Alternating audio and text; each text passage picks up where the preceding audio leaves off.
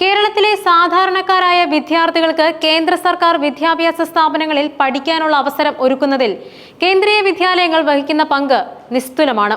എന്നാൽ കോട്ടയം ജില്ലയിലെ കടുത്തുരുത്തി കേന്ദ്രീയ വിദ്യാലയം ഇപ്പോൾ അതിന്റെ ഭാവിക്ക് മുന്നിൽ ഒരു വലിയ ചോദ്യചിഹ്നമായി നിൽക്കുകയാണ്. വെറും 10 വർഷത്തെ പ്രവർത്തനത്തിന് ശേഷം ഈ വിദ്യാലയം അടച്ചുപൂട്ടുമോ എന്ന ആശങ്കയിലാണ് അവിടുത്തെ വിദ്യാർത്ഥികളും അധ്യാപകരും രക്ഷിതാക്കളും. ഈ പ്രതിസന്ധിക്ക് പ്രധാന കാരണം സംസ്ഥാന സർക്കാരിന്റെ ഭാഗത്തു നിന്നുണ്ടായ അനാസ്ഥയാണെന്ന് ചൂണ്ടിക്കാട്ടപ്പെടുന്നുണ്ട്. 2015-ലാണ് കടുത്തുരുത്തി കേന്ദ്രീയ വിദ്യാലയം പ്രവർത്തനം ആരംഭിക്കുന്നത്. അന്ന് കേന്ദ്രീയ വിദ്യാലയത്തിന്റെ ഡൽഹിയിലെ ഉന്നത ഉദ്യോഗസ്ഥരും കേരള സർക്കാരും തമ്മിലുണ്ടാക്കിയ ധാരണയുടെ അടിസ്ഥാനത്തിലായിരുന്നു ഈ വിദ്യാലയം സ്ഥാപിച്ചത്. വെള്ളൂരിലെ KPPL-ന്റെ അതായത് മുൻ HNL-ന്റെ ഉപയോഗശൂന്യമായ കെട്ടിടത്തിൽ താൽക്കാലികമായി പ്രവർത്തിക്കാൻ അനുമതിയും ലഭിച്ചു. അതേ വർഷം തന്നെ വിദ്യാലയത്തിനായി ഒരു സ്ഥിരം കെട്ടിടം നിർമ്മിക്കാൻ കേന്ദ്ര സർക്കാർ 30.5 കോടി രൂപ അനുവദിച്ചു. 10 വർഷത്തിനകം സ്കൂളിന് കെട്ടിടം പണിയാൻ ആവശ്യമായ സ്ഥലം കണ്ടെത്തി കൈമാറണമെന്നതായിരുന്നു സംസ്ഥാന സർക്കാർ നൽകിയ ഉറപ്പ്. ഈ കരാർ അനുസരിച്ച് 2025-ഓടെ പുതിയ കെട്ടിടം യാഥാർത്ഥ്യമാക്കേണ്ടതായിരുന്നു. എന്നാൽ ഈ വാഗ്ദാനം പാലിക്കുന്നതിൽ സംസ്ഥാന സർക്കാരിന് ഗുരുതരമായ വീഴ്ച സംഭവിച്ചുവെന്ന് രക്ഷിതാക്കൾ ആരോപിക്കുന്നുണ്ട്. സ്കൂളിന് കെട്ടിടവും കളിസ്ഥലവും നിർമ്മിക്കുന്നതിന് ഏകദേശം 8 ഏക്കർ സ്ഥലം ആവശ്യമാണ്. ഈ സ്ഥലം കണ്ടെത്തുന്നതിനായി പല ശ്രമങ്ങളും നടന്നിരുന്നു. ആദ്യഘട്ടത്തിൽ ആപ്പാഞ്ചിറയിലെ പോളിടെക്നിക്കിന് സമീപം ഒരു സ്ഥലം കണ്ടെത്തുകയുണ്ടായി. എന്നാൽ അത് ചതുപ്പും സംരക്ഷിത തണ്ണീർത്തടവുമായിരുന്നു. ഇത്തരം സ്ഥലങ്ങളിൽ കെട്ടിടം പണിയുന്നത് നിയമപരമായി ബുദ്ധിമുട്ടുമാണ്. മാത്രമല്ല അത്തരമൊരു കെട്ടിടം അധികകാലം നിലനിൽക്കില്ലെന്നും വിദഗ്ധർ ചൂണ്ടിക്കാട്ടി. പോരാത്തതിന് ഇത്തരമൊരു ചതുപ്പ് നിലത്തിൽ മണ്ണടിച്ചു കൂട്ടുന്നതിന് ഒരുപാട് ചെലവ് വരികയും ചെയ്യും. ഇപ്പോൾ നിലവിൽ പോളിടെക്നിക്കിന്റെ കെട്ടിടം താഴുകയും അവിടെ ക്ലാസുകൾ പ്രവർത്തിക്കാതെ ഇരിക്കുന്നുമുണ്ട്. കൂടാതെ ഇതിന്റെ മുകളിലൂടെ 110 kV ടവർ ലൈൻ കടന്നു പോകുന്നത് കൊണ്ട് അതും കുട്ടികൾക്ക് ഭീഷണിയാണ്. ഈ ശ്രമം പരാജയപ്പെട്ടതോടെ പുതിയ സ്ഥലം കണ്ടെത്താനുള്ള നീക്കങ്ങൾ മന്ദഗതിയിലുമായി. കേന്ദ്രീയ വിദ്യാലയത്തിന്റെ ഡൽഹി ഓഫീസിൽ നിന്നും പലതവണ 1-ാം ക്ലാസ് പ്രവേശനം നിർത്തണമെന്ന് ആവശ്യപ്പെട്ട് നോട്ടീസുകൾ വന്നെങ്കിലും ഉന്നതതല ഇടപെടലുകളിലൂടെ ഇത് നീട്ടിക്കൊണ്ടു പോവുകയായിരുന്നു. എന്നാൽ 10 വർഷത്തെ കരാർ കാലാവധി അവസാനിക്കാറായതോടെ സ്കൂളിന്റെ ഭാവി കൂടുതൽ അനിശ്ചിതത്വത്തിലായി. അടുത്തിടെ സ്കൂളിൽ 1-ാം ക്ലാസ് പ്രവേശനം വേണ്ട എന്ന് കാണിച്ച് പുതിയ ഉത്തരവ് വന്നതോടെയാണ് പ്രശ്നത്തിന്റെ ഗൗരവം വീണ്ടും ചർച്ചയായത്.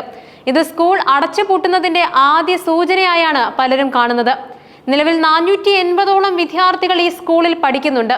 കടുത്തുരുത്തി, വൈക്കം, വെള്ളൂർ, മുളക്കുളം, ആമ്പല്ലൂർ തുടങ്ങിയ പഞ്ചായത്തുകളിലെയും സമീപ പ്രദേശങ്ങളിലും എന്നിവിടങ്ങളിൽ നിന്നുള്ള സാധാരണക്കാരായ കുടുംബങ്ങളിലെ കുട്ടികളാണ് ഇതിലേറെയും. സ്കൂളിന്റെ പ്രവർത്തനം അവസാനിപ്പിക്കുകയാണെങ്കിൽ ഈ വിദ്യാർത്ഥികളെ അടുത്തുള്ള മറ്റു കേന്ദ്രീയ വിദ്യാലയങ്ങളിലേക്ക് മാറ്റാനാണ് സാധ്യത.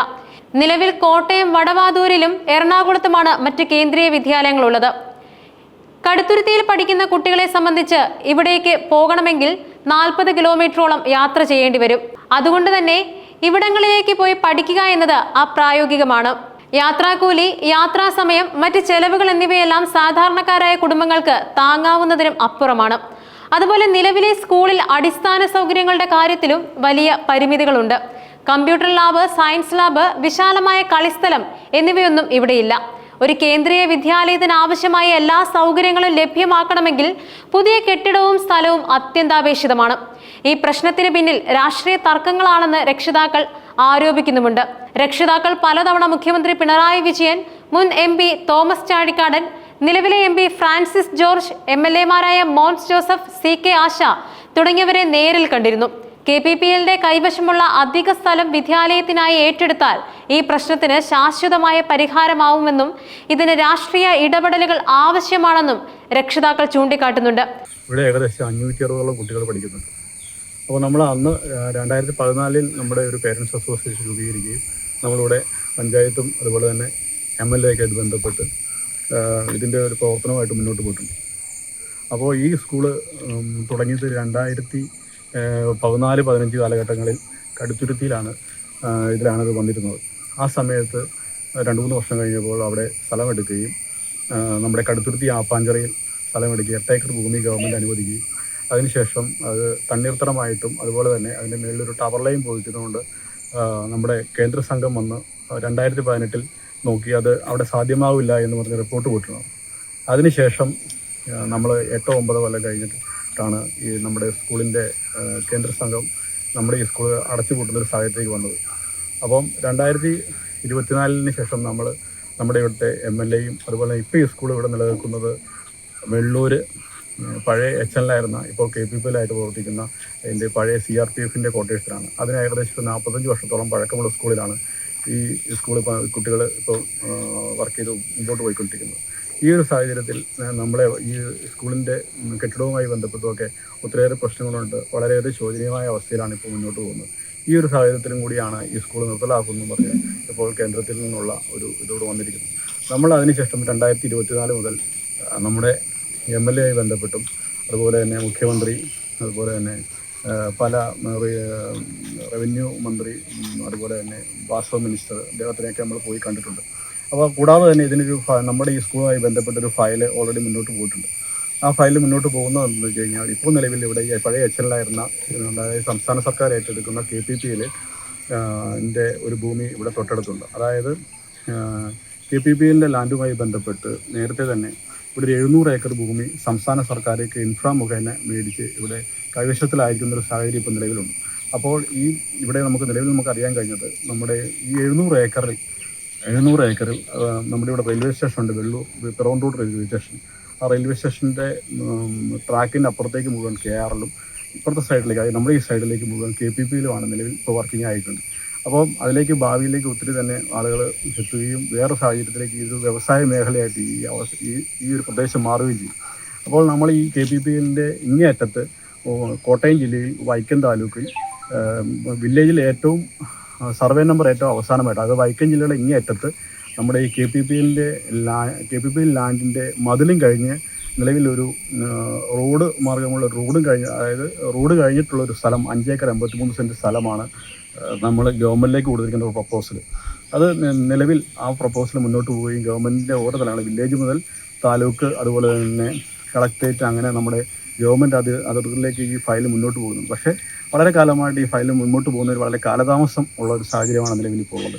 അപ്പോൾ അതൊന്ന് സ്പീഡാക്കുന്നതിന് വേണ്ടിയിട്ട് ഗവൺമെൻറ് നമ്മുടെ കൂടെ സഹായിച്ച് മുമ്പിൽ നിൽക്കുമെന്നാണ് നമ്മൾ ആഗ്രഹിക്കുന്നത്. കാരണം ഭാവിയിൽ ഈ പ്രദേശത്ത് ഈ സ്കൂൾ വന്നു കഴിഞ്ഞാൽ നമ്മുടെ KRL-ലും അതുപോലെ തന്നെ KPPL-ലും വന്നു കഴിയുമ്പോൾ തന്നെ ഈ പ്രദേശത്തൊരു വ്യവസായ നഗരമായി മാറുകയും അതുപോലെ തന്നെ ഇവിടെ ഇത്രയും കുട്ടികൾക്ക് പഠിക്കുന്ന ഒരു വലിയൊരു സ്കൂൾ എന്തായാലും നിലവിൽ വേണം.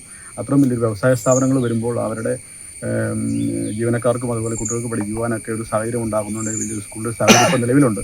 ഈ ഒരു സാഹചര്യത്തിൽ നമുക്ക് ഈ സ്കൂൾ ഗവൺമെൻറ് അനുവദിക്കുമെന്നൊരു ശുഭപ്രതീക്ഷയിലാണ് ഞങ്ങളെല്ലാവരും. 2025 കൂടി 10 വർഷം പൂർത്തിയാവും. അപ്പോൾ ഈ സ്കൂൾ ക്ലോസ് ചെയ്യും. അവരുടെ ഫണ്ട് വേറെ ഏതെങ്കിലും നാട്ടിലേക്ക് നമ്മൾ റീജിയണൽ ഓഫീസിലെല്ലാം പോയി കൃത്യമായി അന്വേഷിച്ചിട്ടാണ് പറയുന്നത്.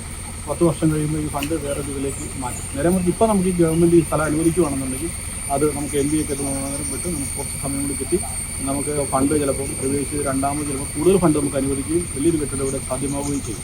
നിലവിലിപ്പോൾ ഒരു പ്രതിസന്ധിക്ക് കാരണം അജോഷ് സൂചിപ്പിച്ച പോലെ നേരത്തെ ഒരു പ്രപ്പോസൽ, ആ പ്രപ്പോസൽ അനുസരിച്ച് അന്ന് KPPL-ൻ്റെ ഭൂമി വിട്ടുകൊടുക്കാൻ പറ്റുന്നൊരു സാഹചര്യം ആയിരുന്നില്ല. കാരണം അത് സർക്കാരിൻ്റെ കയ്യിലേക്ക് വരാത്തതും ഇപ്പോഴാണത് അതിൻ്റെ സർവേ എല്ലാം പൂർത്തീകരിച്ച് സർക്കാരിൻ്റെ കൈവശത്തേക്ക് വന്നത്. അപ്പോൾ അതുകൊണ്ട് തന്നെ പഴയ നമ്മളുടെ പ്രപ്പോസൽ അംഗീകരിക്കാതെ തള്ളുന്ന ഒരു സാഹചര്യം ഉണ്ടായി. എന്നാൽ പുതിയൊരു പ്രപ്പോസലിന് വേണ്ടിയുള്ള ഒരു ശ്രമം 2024-ലാണ്. അന്ന് ഞാൻ പഞ്ചായത്ത് പ്രസിഡന്റ് ആയിരിക്കുമ്പോഴാണ് പേരൻസ് എന്നെ വന്നുകൊണ്ടുകൊണ്ട് ഈ കാര്യത്തിനകത്ത്. അപ്പം നമ്മൾ പഞ്ചായത്ത് തന്നെ മുൻകൈ എടുത്തു. നമ്മുടെ മുന്നിൽ വന്ന ഒരു പ്രശ്നം എന്ന നിലയിൽ അത് നിലനിർത്തുന്നതിന് വേണ്ടിയിട്ടുള്ള ഒരു ശ്രമം എന്ന നിലയിലാണ് നമ്മളത് തുടക്കം മുതൽ നടത്തിയത്. അപ്പോൾ അതിൻ്റെ ഭാഗമായി പൊതുവിദ്യാഭ്യാസ ഡയറക്ടറെയും അതുപോലെ തന്നെ നമ്മളുടെ വ്യവസായ വകുപ്പ് പ്രിൻസിപ്പൽ സെക്രട്ടറിയും കണ്ടതിൻ്റെ അടിസ്ഥാനത്തിൽ അവരുടെ കൂടി ഒരു നിർദ്ദേശത്തിൻ്റെ അടിസ്ഥാനത്തിലാണ് നമ്മൾ പുതിയ ഒരു പ്രപ്പോസൽ ഇപ്പോൾ നൽകിയിട്ടുള്ളത്. അപ്പോൾ അത് നേരത്തെ MP തോമസ് ചാഴിക്കാടൻ അടക്കമുള്ളവരുടെ ഒരു പിന്തുണയോടുകൂടിയുള്ള ഒരു പരിശ്രമം നമ്മൾ നടത്തിക്കൊണ്ടിരിക്കുകയാണ്. ഇപ്പോൾ നമുക്ക് ഈ സ്ഥാപനം വിട്ടുകളയാതിരിക്കുന്നതിന് വേണ്ടിയിട്ടുള്ളൊരു സഹായം ഗവൺമെൻറ് തലത്തിൽ നിന്ന് ലഭ്യമാകുന്നതിന് വേണ്ടിയുള്ള എല്ലാ സഹായങ്ങളും ഉണ്ടാകുമെന്ന് വ്യവസായ വകുപ്പ് ഉദ്യോഗസ്ഥരുമായിട്ടുള്ള നമ്മളുടെ ഒരു പ്രാഥമിക ചർച്ചയ്ക്കകത്ത് ഒരു നിർദ്ദേശം അവർ നമുക്ക് നൽകിയിട്ടുണ്ട്. അത് നമുക്കൊരു ശുഭാപ്തി വിശ്വാസം നൽകുന്നുണ്ട്. പിന്നെ HNL മാനേജ്മെൻറ്റ്, ഇപ്പോൾ അല്ലെങ്കിൽ KPPL മാനേജ്മെൻറ്റിൻ്റെ ഒരു റിപ്പോർട്ട് കൂടി ആദ്യഘട്ടത്തിൽ നമുക്കെതിരായിരുന്നു. കാരണം വ്യവസായ ആവശ്യത്തിന് വേണ്ടിയുള്ള ഭൂമി മാത്രമേ ഉള്ളൂ എന്ന നിലയിലാണ് അവർ ഒരു റിപ്പോർട്ട് കൊടുത്തത്. പക്ഷെ നമ്മൾ ആ ഉദ്യോഗസ്ഥരുമായിട്ട് കൂടി ചർച്ച നടത്തിയതിൻ്റെ അടിസ്ഥാനത്തിൽ ഇത്തരമൊരു കാര്യത്തിനകത്ത് അത്തരമൊരു റിപ്പോർട്ട് കൊടുക്കുമ്പോൾ തന്നെ ഇവിടെ പഠിക്കുന്ന കുട്ടികളുടെയും അതുപോലെ രക്ഷാകർത്താക്കളുടെയും ആശങ്കകളെ കൂടി, പിന്നെ ഒരു വ്യവസായ കേന്ദ്രമായി ഇത് മാറുമ്പോൾ അവിടെ ഒരു വിദ്യാഭ്യാസ സ്ഥാപനം എന്ന നിലയിൽ ഇതിന് പ്രാധാന്യം അർഹിക്കുന്നതാണ്. അതുകൊണ്ട് ഇതിനെ കൂടി അനുകൂലിക്കുന്ന നിലയിൽ ഒരു റിപ്പോർട്ട് നൽകണമെന്നുള്ളൊരു റിക്വസ്റ്റ് പഞ്ചായത്ത് എന്ന നിലയിൽ നമ്മൾ അവരുമായിട്ട് മുന്നിൽ വെച്ചിട്ടുണ്ട്. അപ്പോൾ ഇതിൻ്റെയൊക്കെ അടിസ്ഥാനത്തിൽ നമ്മളിപ്പോൾ നടത്തിക്കൊണ്ടിരിക്കുന്ന ഒരു ശ്രമം വിജയം കാണുമെന്നുള്ള തന്നെയാണ് ഒരു ശുഭാപ്തി വിശ്വാസം നമുക്കുണ്ട്. ഒരു സർക്കാരിന്റെ കീഴിൽ പ്രവർത്തിക്കുന്ന സ്ഥാപനത്തിന്റെ സ്ഥലം മറ്റൊരു സർക്കാർ സ്ഥാപനത്തിന് വിട്ടുകൊടുക്കുന്നതിന് എന്ത് തടസ്സമാണുള്ളതെന്ന് അവർ ചോദിക്കുന്നുണ്ട്. കേന്ദ്ര സർക്കാരുമായി ഉണ്ടാക്കിയ കരാർ പാലിക്കാതെ വന്നാൽ കേന്ദ്രീയ വിദ്യാലയ സംഘടന സ്കൂളിന്റെ പ്രവർത്തനം പൂർണ്ണമായും അവസാനിപ്പിക്കാൻ സാധ്യതയുണ്ട്. നിലവിൽ പഠിക്കുന്ന കുട്ടികൾക്ക് മറ്റ് സ്കൂളുകളിലേക്ക് മാറേണ്ടി വരികയും പുതിയ അഡ്മിഷനുകൾ നടക്കാതിരിക്കുകയും ചെയ്യും. ഇത് കടുത്തുരുത്തിയെ സാധാരണക്കാരായ വിദ്യാർത്ഥികളുടെ വിദ്യാഭ്യാസ ഭാവിയെ ഇരുട്ടിലാക്കും. ഈ പ്രതിസന്ധിക്ക് ഉടൻ പരിഹാരം കണ്ടെത്തിയില്ലെങ്കിൽ കേരളത്തിന്റെ ഒരു പ്രധാന വിദ്യാഭ്യാസ സ്ഥാപനം ഇല്ലാതാവുകയും ഒപ്പം അനേക വിദ്യാർത്ഥികളുടെ സ്വപ്നങ്ങൾ കൂടിയാണ് ഇല്ലാതാവുക.